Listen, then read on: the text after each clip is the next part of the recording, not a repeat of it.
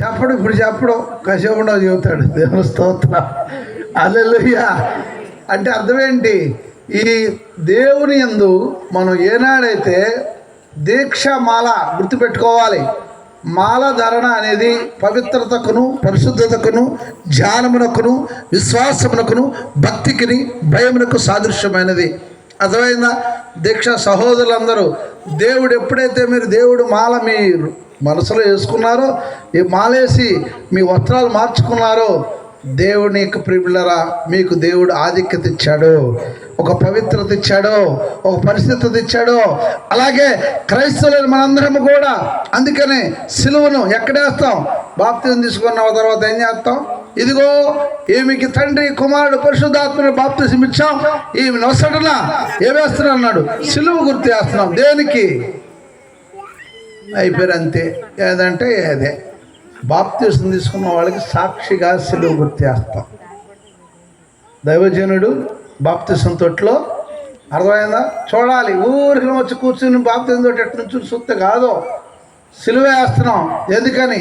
ఆ సిలువ వేసిన తర్వాత అతను పట్టుకొని, అతను కుడి హస్తం, మన కుడి హస్తం తీసుకుని, ఇతడు మా పరిశుద్ధులలో ఒక పరిశుద్ధుడుగాను, ఇతడు మా సంఘంలో ఒక సంగడగాను, ఇతడు మా గొర్రెల్లో గొర్రె పిల్లగాను చేర్చుకున్నాము. తండ్రి, కుమారుడు, పరిశుద్ధాత్మ సెలివేస్తున్నాం.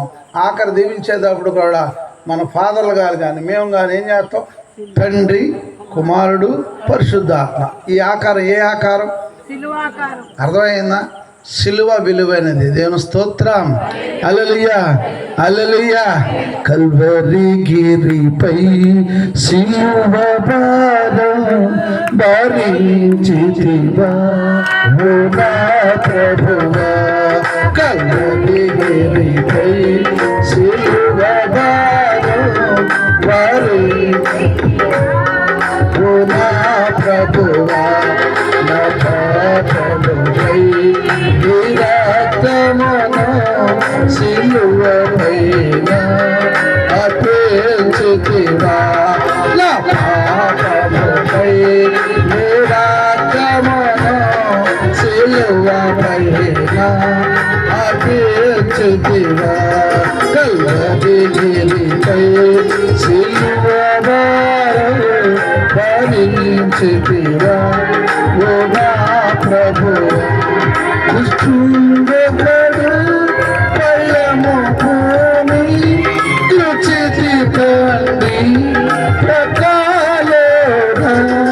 దుష్టుండెవడు పల్లము భూమి రుచితి తండ్రి ప్రకాలోన. రుచితి తండ్రి ప్రకాలోన.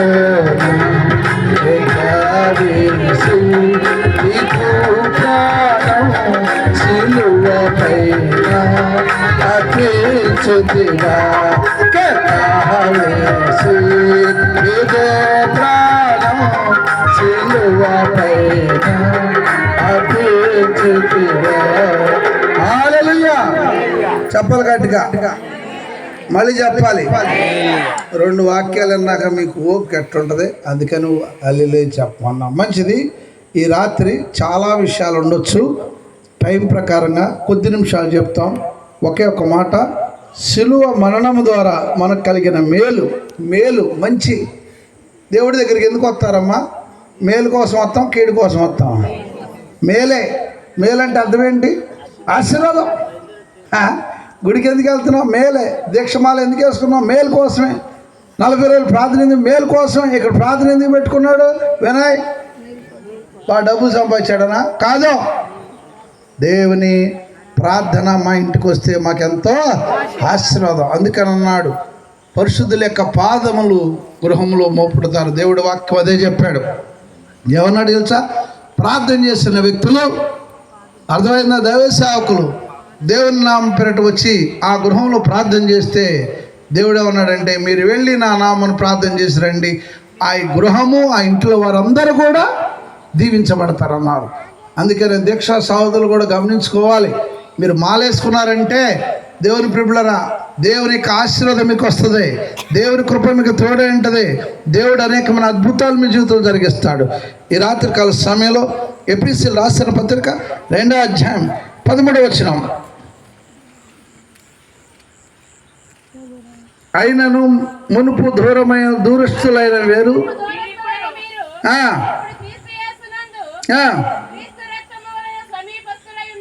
దేవుని స్తోత్రం.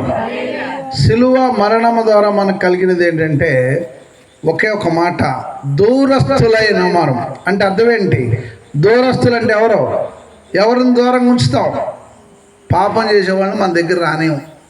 చిన్న ఉదాహరణ చెప్తే నేనండి, ఫుల్గా తాగేవాడితో వెళ్ళి ఫ్రెండ్షిప్ చేయమని చెప్తున్నారు మన ఇంట్లో వాళ్ళు.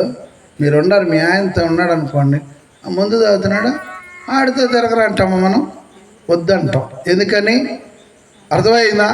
తప్పు పని చేసేవాళ్ళని ఎవరి దగ్గరికి రానివ్వరు.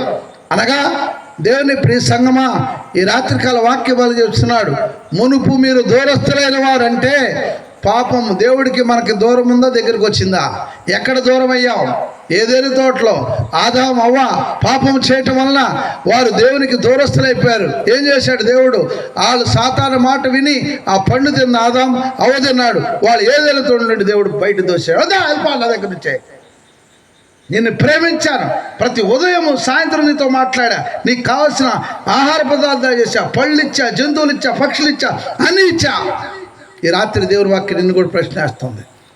నీకు ఇల్లు ఇచ్చాడు, వాకిలు ఇచ్చాడు, డబ్బు ఇచ్చాడు, బట్టలు ఇచ్చాడు, తింటాకు తిండి, కట్టుకుంటా బట్ట, కావాల్సిన వనరులు అన్నీ, బంగారం అన్నీ ఇచ్చాడు. కానీ నువ్వు దేవుని దృష్టిలో తప్పు చేస్తే నువ్వు దూరం అయిపోతావు అంతే దేవునికి. దేవునికి దూరం అంటే అర్థం తెలుసా? శాపగ్రస్తుడు. దేవుని స్తోత్రం. అర్థమైందా? దేవుని ఉగ్రత నువ్వు తట్టుకోలేవు. అందుకని అన్నాడు, మునుపు మీరు దూరస్తులైన వారు ఇప్పుడు సిలువ మరణం ద్వారా చెప్పాలి. అర్థమైందా? క్రీస్తు రక్తం అంటే అర్థం ఏంటి? రక్తాల్లో చాలా రకాలు ఉన్నాయి. ఇది చూడాలి. మనకు కూడా గౌకునేదని తెగితే ఏమొచ్చింది? ఆ రక్తము మామూలు రక్తమే. అర్థమైందా? ఎలిదలతో రోడ్డు ప్రమాదం చేస్తే దెబ్బలు తగులుతాయి, అవి మామూలు రక్తాలే. కానీ సిల్వర్ రక్తం, యేసు రక్తంలో ఉన్నది ఏంటంటే పవిత్రమైన రక్తం. ఎందుకని? నీ రక్తానికి యేసు రక్తానికి తేడా ఏంటి? ఆయన పరిశుద్ధుడుగా పుట్టాడు, అందుకని అన్నాడు ఆయన పరిశుద్ధ రక్తం. అర్థమైందా? అవునా కాదా? మనం అంటాం సిల్వర్ రక్తం, యేసు రక్తం, పరిశుద్ధ రక్తం. అవునా? ఆ అమూల్యమైన రక్తము ద్వారా అర్థమైందా? సమస్త పాపాలు పోయినాయి. ఇప్పుడు వివరించడానికి సమయం కాదు. కానీ యేసు ప్రభు వారికి సిలువ మీద మనం సింపుల్గా చెప్తాం. మన ఆంధ్రకైతే చిత్ర పుస్తకం కూడా ఉంది. ఎన్ని గాయాలని చెప్పాం?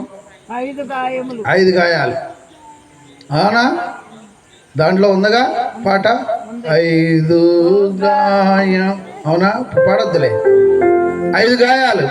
దేవుని ప్రియులారా చూడండి, పరిశుద్ధ వాక్యం ప్రకారం మనం గమనిస్తే చరిత్రలో యేసు ప్రభు వారు సిలువ మీద వేలాడినప్పుడు అమ్మాయినండి, ఆయన ముళ్ళ కిరీటం పెట్టి ఆయన కొట్టినప్పుడు ఇక్కడ నుండి కారు రక్తం, ఇది చూడండి, ఆ స్ప్రెడ్ అయిపోయి, అంటే రక్తం అక్కడ నుంచి కారుతూ కొంత గాల్లో అటు కలిసిపోయినప్పుడు అమ్మ ఆ స్ప్రెడ్ అయిన తర్వాత చిన్న చిన్న బిందువులు ఇడిపోయిన ఆ రక్తం వలన అనేక మంది రోగాలకి, జబ్బులు స్వస్థత వచ్చింది. దేవుని స్తోత్రం. అర్థమైందా? ఆయన చేతు యొక్క గాయాలు రక్తం కారితే ఆ కారిన రక్తం వలన కొన్ని వేల జబ్బులు నయమైనట్లు ఆనాడు చరిత్రకారులు చెప్పారు. ఆఖరికి చివర అరే అది చచ్చిపోయాడో బతుకున్నాడో యేసు ప్రభు చూసిరా అని అధికారులు చెప్పారు. ఆ అధికారులు పంపినోడు ఒకడు వచ్చి బళ్ళని తీసుకొచ్చి యేసు ప్రభు అని ఎక్కడ పడిచాడు? పక్కలో పడిచాడు. వెంటనే సుమారు 6 అడుగుల ఎత్తులో ఉన్న యేసు ప్రభు అని పొడవగానే ఆ రక్తమంతా కారిపోయింది అతనిలో. యేసు ప్రభు నీరు కోడు రక్తం కారిపోయిన తర్వాత ఇక మిగిలింది ఏంటంటే చిన్న చివర బొట్టు, చిన్న రక్త బిండు. అక్కడ అంటాడు వాక్యాలు, ఏం చెప్తాడు ప్రవక్త, ఆయనలో ఒక్క నీటి చుక్క కానీ రక్త బిందు కానీ ఆయన దేహంలో ఉండడానికి వీల్లేదు అన్నాడు. అంతే, మొత్తం కారిపోవాలంతే. తల ద్వారా, చేతుల ద్వారా, ఈపు ద్వారా, కాళ్ళ ద్వారా రక్తమంతా కారిపోయింది, నీరైపోయింది. ఇక ఆయన దేహంలో ఏమీ లేదు. కానీ ఇక్కడ మిగిలింది ఈ కండరాల్లో. ఎందుకంటే ఈ పక్కలో పొట్ట దగ్గర మనకు ఎక్కువ చర్మం ఉండి ఇక్కడ కండ ఉండదు కనుక ఆఖరికాడు బతుకున్న చోట కోసం బళ్ళి తట్టు పొడవగానే ఆ బళ్ళెపు చివరి అంచు పక్క నుండి పరక్కమని చిరగానే అమ్మా చూడండి, కనీ కనిపించినంత చిన్న రక్త బిందువు అంట వీడి కాళ్ళ దగ్గర ఇటు పొడిచి చూస్తున్నాడంట, బతుకున్నాడా చచ్చిపోయాడు. చూడగానే వెంటనే ఆ రక్తం చిన్న బుట్ట అంట ఇలా బర్ర వచ్చేసి అతని మీద పడి అంట. వెంటనే వెళ్ళాను అక్కడ పడేసి, ప్రభు నేను తప్పు చేశానయ్యా, నేను తప్పు చేశాను కొట్టుకుని పశ్చాత్తాపడి బాప్తిసం తీసుకున్నాడు. దేవుని స్తోత్రం. అంటే యేసయ్య చివరి రక్త బిందువు ఒక వ్యక్తిని బాగు చేసింది, ఒక పాపిని బాగు చేసింది, దేవుని ప్రియబిడ్డలారా మూర్ఖుడిని బాగు చేసింది. ఈ రాత్రి దేవుని వాక్యం చెప్తుంది, నీ జీవితంలో కూడా వాక్యం మనుషుడు రొట్టె వలన కాదు కానీ జాగ్రత్త. నువ్వు ఎంతకాలం బతుకుతావు, మనం ఎంతకాలం ఎదుగుంటాం, కానీ నిన్ను రక్షించేవాడు కాపాడువాడు ఆయనే. తర్వాత చదువు.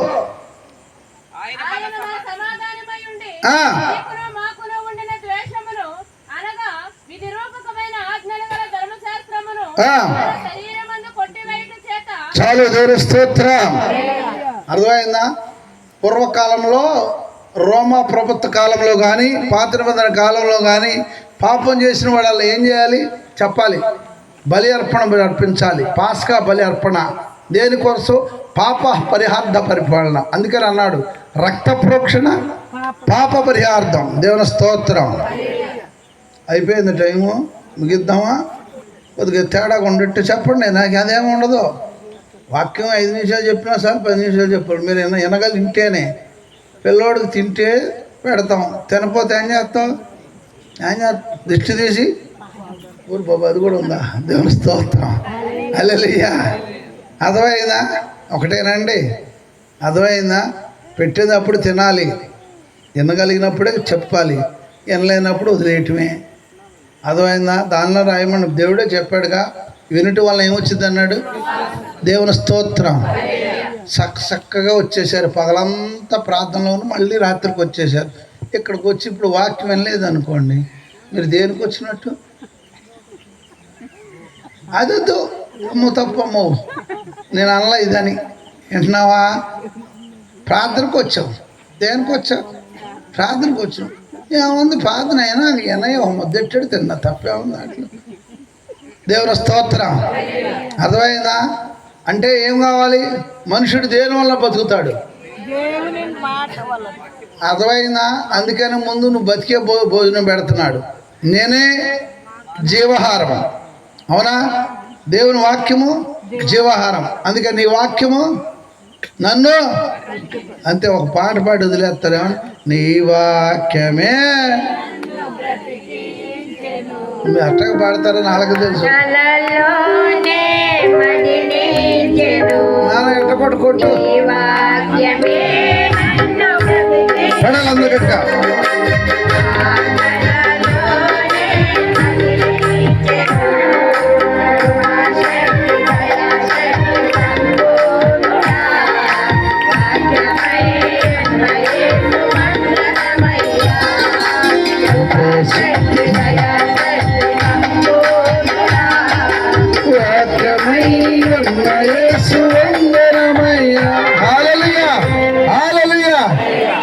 వాళ్ళకి ఎన్నిసార్లు అల్లేలు చెబుతున్నాను తెలుసా?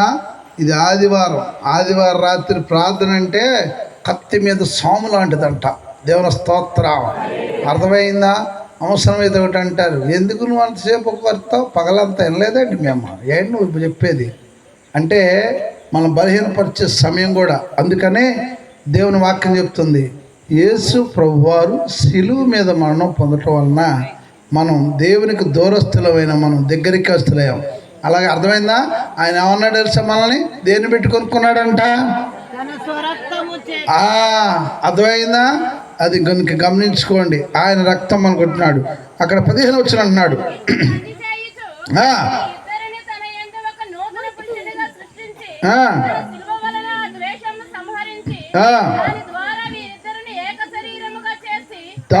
చూడండి అక్కడ అన్నాడు, తన సిలువ వలన ఆ ద్వేషము సంహరించి దాని ద్వారా.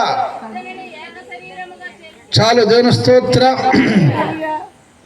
రెండు శరీరాలు అంటే అర్థమేంటి? దేవుని స్తోత్రం. సమాధానం అంటే ఏంటి? భార్యాభర్తల మధ్య సమాధానం ఎప్పుడు ఉంటుంది? దేవుని ప్రేమ ఎప్పుడు ఉంటుందో అప్పుడే. అర్థమైందా? ప్రేమ కలిగిన వాడు చూడండి, చిన్నపిల్లలు ముద్దుగా ఉంటారు. ఆడు ఇట్ట తీసి నీ మీద మట్టి పోసినామంట పానేరా. ఎందుకని ఆడంటే నీకు ప్రేమ. అది నేను పోతే ఏమంటాం, కొట్టుకుందామా కొట్టుకుందారా. ఎందుకని ఆడు పోతే పిల్లాడమ్మా ప్రేమ. నువ్వు పోతే ఈడు నా మీద పోతాడు. దేవుని స్తోత్రం. అర్థమైందా? దానిలో ఉన్న మాటలని సమాధానం అనేది ఎట్లా వస్తుందంటే ప్రేమ వలన వస్తుంది. ఆ ప్రేమ యేసయ్య నది. దేవుని స్తోత్రం. ఆయన కృప కలిగిన వాడు. నిన్ను ప్రేమిస్తున్నాడు కనుక నీకు ఆరోగ్యం ఇస్తున్నాడు, ఆయుష్ని ఇస్తున్నాడు. ఆయన శిలువ మీద మరణించడానికి ఏంటి? యేసుప్రభువు వారు ఏమన్నా తప్పు చేశాడా? అమ్మా చెప్పాలి. ఏ దోషం ఉందా? ఏదైనా ఉందా? కానీ ఎవరి కొరకు చనిపోయాడు? మనం అంటే ఎవరు? పాపుల కొరకు మనిషి కుమారుడు మేము. దేవుని స్తోత్రం. శిలువ వలన దేవుని ప్రియులారా, మొదటిగా చెప్తున్నాను, దూరస్థులమైన మనం దగ్గరికి వచ్చాము. రెండవదిగా దేవుని ప్రియులారా, వాక్యం చెప్తుంది మన మధ్య గొడవలు ఉన్న వాళ్ళము. అంటే ఎవరికి గొడవలు? దేవునికి మనుషుడికి. ఎక్కడా దేవునికి మనుషుని గొడవ ఎక్కడొచ్చింది చెప్పాలి. అంత కొత్త చూస్తారు. ఏదైనా తోటలో పాపం చేయగానే దేవుడు ఏమన్నాడు? శపించేశాడు, ముగ్గురిని పంపించేశాడు. అవకో శాపం ఇచ్చాడు, ఆదాకో శాపం ఇచ్చాడు, పాముకో శాపం ఇచ్చాడు. ముగ్గురు బయటికి వెళ్ళిపోయారు. ఉండదు తిరుమల. మనం కూడా అంటాం అంటే తప్పు చేస్తే ఏమంటాం? నువ్వు నా ఇంట్లో ఉంటుంది, అందుకే వెళ్ళిపో. దేవుని స్తోత్రం. హల్లెలూయా. ఎవరు దెబ్బలాడతారు? ఎవరు నా ఇంట్లో ఉందని ఎవరు చెబుతారు అనుకున్నాం? ఫుల్గా తాగొచ్చి పెళ్ళాన్ని తన్నోడి చెప్తాడు, రెండోటి చెప్పడు. దేవుని స్తోత్రం. ఏంటి అర్థమైందా? సమాధానం లేదు కనుక దేవుడు ఇప్పుడు ఏం చేశాడంటే మనకిని దేవునికి మధ్య యేసు ప్రభువు శిలువ మరణం ద్వారా దేవుడిని వాళ్ళ ప్రభువా నన్ను పిలవగలుగుతున్నాం, బైబిల్ పట్టుకోగలుగుతున్నాం, ప్రార్థన చేయగలుగుతున్నాం. మోషే ధర్మశాస్త్ర ప్రకారంగా అయితే నువ్వు అంటుకోకూడదు, బైబిల్ని అంటుకోకూడదు. వినాలి. గుళ్ళోకి అందరూ వెళ్ళటానికి లేదు కదా. ఎందుకని? దేవుని పరిశుభ్రం దేవాలకు ఎవరు వెళ్ళేవాళ్ళు? యూదులు, ఇశ్రాయేలులే, ఆయన జనాంగమే. బయటవాడు ఎవడటానికి వెళ్తారు. ఇవాళ మనందరం క్రైస్తవులు కాదు, అన్యులం, మన విగ్రహారాధికులం. కానీ దేవుడు శిలువ మరణం పొందడం ద్వారా మనందరికీ క్రైస్తవుడిగా బాప్తిజం తీసుకునే అవకాశం ఇచ్చాడు దేవుడు. మిమ్మల్ని అందరూ దేవాలయం రావడానికి అవకాశం ఇచ్చాడు. ఇక్కడ ఉన్న వాళ్ళందరూ జపమాలలు వేశారంటే, దీక్ష పురుచుకున్నారంటే వీళ్ళందరికీ దేవుడిచ్చిన ఆధిక్యత ఏంటి తెలుసా? మీరు పాపులైనను నా నామం పేరట దీక్షమాలు వేసుకుంటే మిమ్మల్ని నేను పరిశుద్ధ చేస్తున్నాను. దేవుని స్తోత్రం. హల్లెలూయా, హల్లెలూయా. అర్థమైందా? ఈ రాత్రికాల సమయంలో సిలువ వలన, సిలువ మరణం ద్వారా మనకి ఎన్ని మేళ్ళు కలుగుతున్నాయో దేవుని యొక్క వాక్యం చెప్తుంది. మొదటి దేవుని ప్రియులారా మనం దగ్గరగా చేశాడు. రెండవదిగా సమాధానపరిచాడు. మూడవదిగా 16 వచనం చదువుతున్నామా?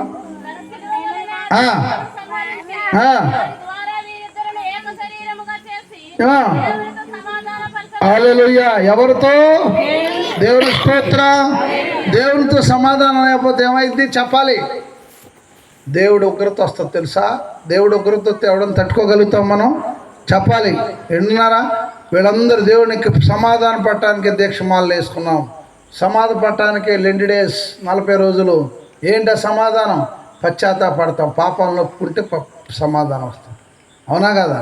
ఆ సమాధానం. అందుకనే పాప ప్రక్షాళన. అర్థమైందా? మనుషుల జీవితంలో సమాధానం ఇచ్చేస్తుంది. ఏ దేవుని యొక్క వాక్యం చెప్తుంది. అందరూ గమనించుకోండి. మీ జీవితంలో 40 రోజులు అయిపోయినాయి, ఇంకా వారం రోజులు ఉన్నది. ఇప్పటికైనాను ప్రార్థన చేయలేని నీవు, పాపంలో ఉన్న నీవు, లోకంలో ఉన్న నీవు దేవుని దగ్గరకు వచ్చి పశ్చాత్తాపడి ప్రభు దగ్గర కన్నీటితో ప్రార్థన చేయి. నీ పాపాలు క్షమించబడతాయి. పాప ప్రక్షాళన ద్వారా దేవుని సమాధానం మీకు వస్తుంది. సమాధానం వల్ల ఇంట్లో ఏముంటుంది తెలుసా? ఆరోగ్యం ఉంటుంది, ఐశ్వర్యం ఉంటుంది. బీపీ, షుగర్లు, అనేకమైన బ్రెయిన్ స్ట్రోక్లు ఎన్ని ఎందుకు వస్తాయి అనుకున్నాం? సమాధానం లేని మనిషి, సమాధానం జీవితం లేనప్పుడు టెన్షన్లు. రాత్రి చిన్న వర్షం వచ్చి బురద ఇంత అయిపోతున్న మహానుభావుడు రాత్రి ఎంత తిట్ట అంటున్నాడు. ఎవరు? వినయ్ బాబు.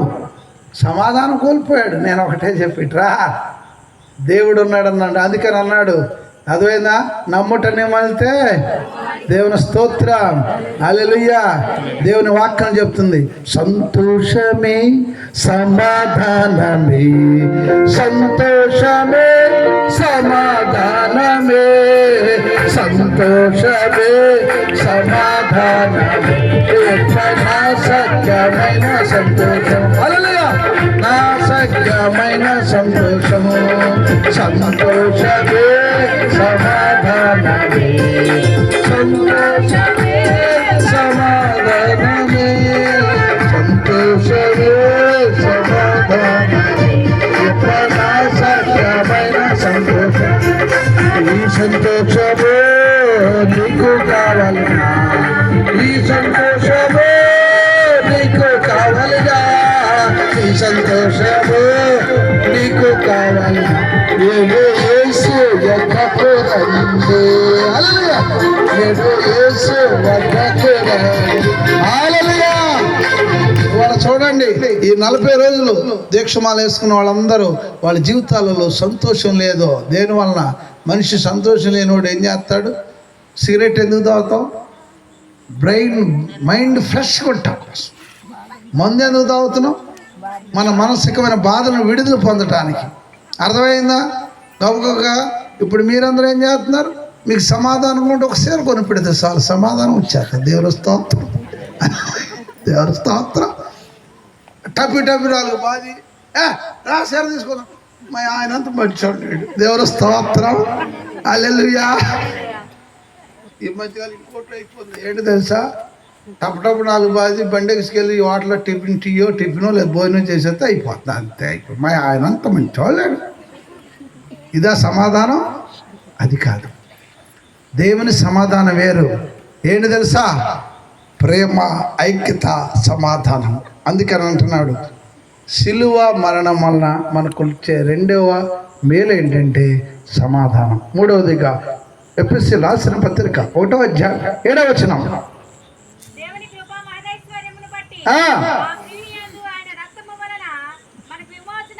అనగా చాలు. దేవుని స్తోత్రం. 3వది మేలు ఏంటంటే మన పాపాలన్నీ కూడా యేసు ప్రభువారు ఆ సిలువ మీద కార్చిన రక్తం వలన ఆయన అందరూ మన పాపాలన్నీ కూడా దేవుడు ఏం చేస్తున్నాడు? క్షమిస్తున్నాడు.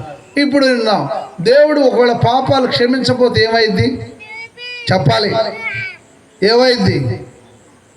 ఎన్నిసార్లు చెప్పు? పాపం చేస్తే దేవుడు మన పాపాలు క్షమించకపోతే ఏమవుతాయి? మనం ఏమవుతాం? పాపం వల్ల వచ్చు మరణం. అర్థమైందా? అందుకని అన్నాడుగా, మీరు మరణించవలసిన వారై ఉండగా మీ కొరకు నేను మరణించాలి. జాగ్రత్త. పాపం చేస్తున్న మనుషులు బతికిపోతాడా? చూడండి, దానికి నిదర్శనంగా దేవుడు చూపిస్తున్నాడుగా. ఫుల్గా తాగి నా ఎంత గొప్పవాళ్ళు అంటాడు. ఈ లోపల కిడ్నీలో లివర్ పోయింది అయ్యా అనగానే ఇంట్లో పొయ్యిలో పడుకుంటాడు. ఏరా నిన్నటిదాకా రోడ్ల మీద గంతులు వేసినాడు, ఇప్పుడు ఏమైపోయాడు? అమ్మా ప్రార్థన చేయమని అమ్మాయి కానీ లోపల డ్యామేజ్. దేవుని స్తోత్రం. వింటున్నారా? అర్థమైందా?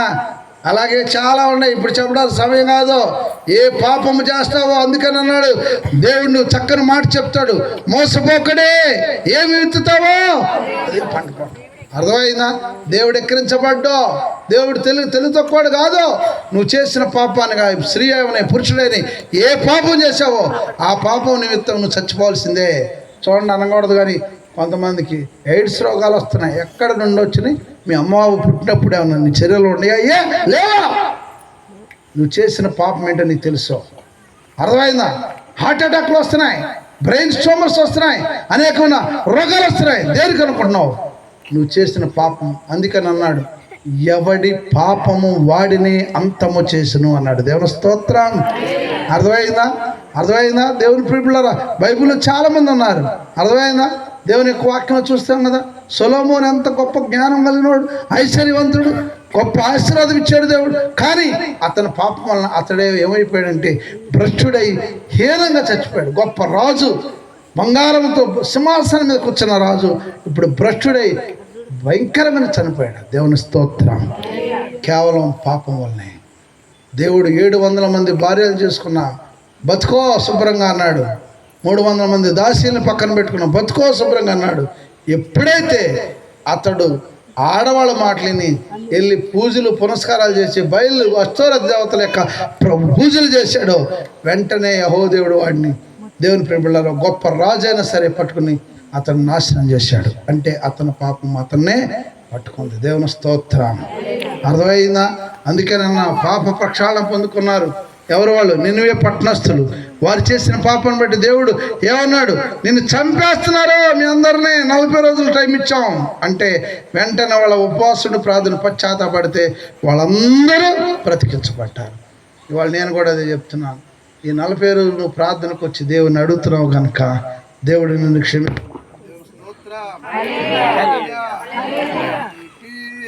దేవా మహిమ స్వరూపుడా, కీర్తిశేషులు వెంకటాచలం గారు, రాణిమ్మ గారి కొరకును వారి ఆత్మశాంతి కొరకు ప్రార్థిస్తున్నాం. రాణిమ్మ గారు కీర్తిశేషులు వెంకటాచలం గారు కొరకు ప్రార్థిస్తున్నాం. అలాగే ప్రభు వారి ఆత్మశాంతి కలుగ చేయండి. రాణిమ్మ గారికి కావాల్సిన ఆరోగ్యాన్ని దయచేయండి. వారి యొక్క పెద్ద కుమారుడు ఖమ్మం కృష్ణారావు గారి కొరకు ప్రార్థిస్తున్నాం. ప్రభా వారికి కావాల్సిన ఆరోగ్యం అండి. వారి యొక్క భార్య జయము కొరకు ప్రార్థిస్తున్నాం. వారిని కూడా మీరు దీవించి మీకు భద్రపరచండి. వారిని ప్రేమించి ఇచ్చిన వీరి కుమారుడు ప్రభా వినయ్ బట్టి ప్రార్థిస్తున్నాం. అలాగే కోడలు దివ్య బట్టి ప్రార్థిస్తున్నాం. వారిద్దరిని నీకు భద్రపరిచి నీ విశ్వాసం నడిపించిన విధానం బట్టి వందనాలు. వారు ప్రేమించి ఇచ్చిన పిల్లలు దీక్షిత కొరకును ప్రేరణాశ్రీ కొరకును ప్రార్థిస్తున్నాం. వారిద్దరికి కూడా నీ కాపుదల దయచండి. ఆ చిన్న బిడ్డలను నీ కృపలో భద్రపరచమని, అలాగే వినయ్ యొక్క అత్తగారు మామగారికి ప్రార్థిస్తున్నాం. మునుపూరి దాస్ గారి కొరకు లిల్లీ పుష్ప కొరకు ప్రార్థిస్తున్నాం. ప్రత్యేకంగా దీవించండి. అలాగే కృష్ణ గారి యొక్క తమ్ముడు వెంకటేశ్వరరావు గారు బేబీ నాని కొరకు ప్రార్థిస్తున్నాం. వారి యొక్క కుమారుడు నవీన్ వివేక్ కొరకును ప్రార్థిస్తున్నాం. అలాగే ప్రభా వారి యొక్క తమ్ముడు నాగరాజు కొరకు సుజాత కొరకు ప్రార్థిస్తున్నాం.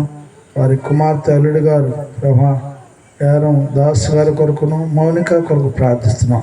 ఇటు రీతిగా ప్రభా ఇంకా వారి యొక్క మేనత్ గారు త్వరక కుమారి గారు సాల్మన్ రాజు గారి కొరకును పులుగు అరుణను తంబి కొరకును అలాగే ప్రభా ఝాన్సీ కొరకును కీర్తిశేషులు భాషా గారి కొరకును అలాగే త్వరక రాణి కొరకును అనిల్ కొరకును ప్రార్థిస్తున్నాం. ఈ కుటుంబాలందరినీ మీరు దీవించండి. వారి జీవితాలకు కావాల్సిన మీ ఆశీర్వాదం ఇచ్చండి. ఈ ప్రత్యేకమైన దీక్షమాల ఆరాధనలో మీ అధ్యక్షుడు నడిపించిన విధానం బట్టి వందనాలు.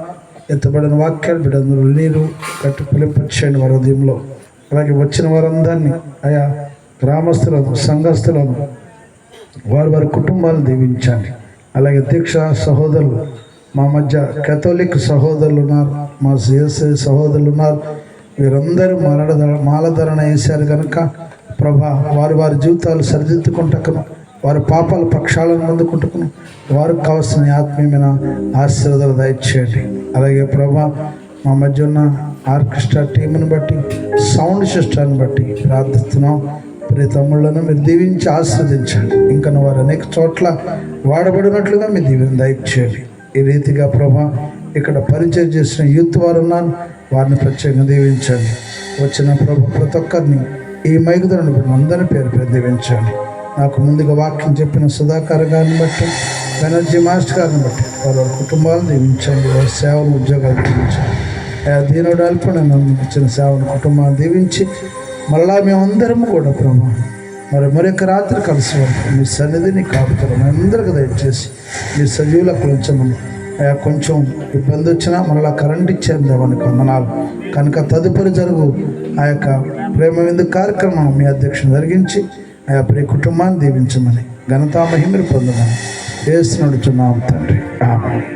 అందరూ ప్రభు నేర్పిన ప్రార్థన మనం చెప్పుకుందాం. పరలోకమందున్న మా తండ్రి, నీ నామం పరిశుద్ధపరచబడును గాక, నీ రాజ్యం వచ్చును గాక, నీ చిత్తము పరలోకమందు నెరవేరుచున్నట్లు భూమి యందు నెరవేరును గాక. మా నిదనాహారము నేడు మాకు దయచేయము. మా ఎడల అపరాధము చేసిన వారిని మేము క్షమించి ఉన్న ప్రకారం మా అపరాధములను క్షమించు. మమ్మల్ని శోధనలకు తేక కీడు నుండి తప్పించు. ఎందుకనగా రాజ్యము, శక్తి, మహిమ నిరంతరము నీవై ఉన్నావు తండ్రి. తండ్రి అయిన దేవుడు, కుమారుడైన దేవుడు, పరిశుద్ధాత్మ దేవుడు త్రేక దేవుని దీవెనాశలు వచ్చిన వారు రాలేని వారు నాయన ప్రభుని ఈ కుడికి ఏర్పడినప్పుడు ఈ కుటుంబాన్ని ఇప్పుడు ఎల్లప్పుడూ సదా దీవించి ఆస్వాదించును గాక. నీ చల్లని నీడలు, నీ చక్కని సేవలు మా బ్రతుకు సాగనిన్నయా యేసయ్యా, మా బ్రతుకు సాగనిన్నయా,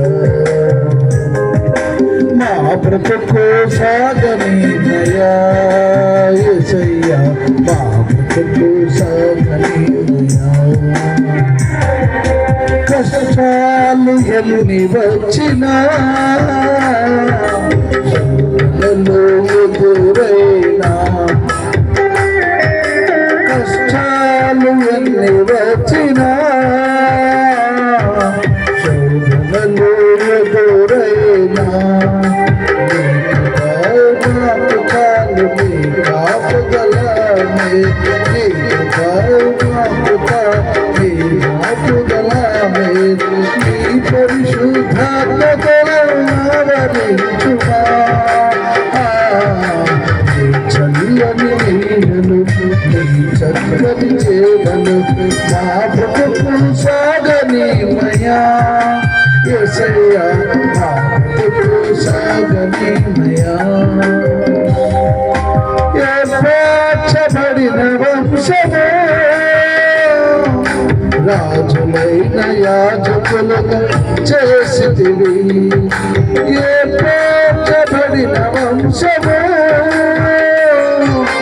రాజులైన యాజకులుగా చేసితివి, పరిశుద్ధ సత్యైన ప్రజలుగా, పరిశుద్ధ జనముగా, సత్యైన ప్రజలుగా ఈ పరిశుద్ధాత్మతో ఆవరించుమా. చల్లని నీడలు, నీ చక్కని సేవలు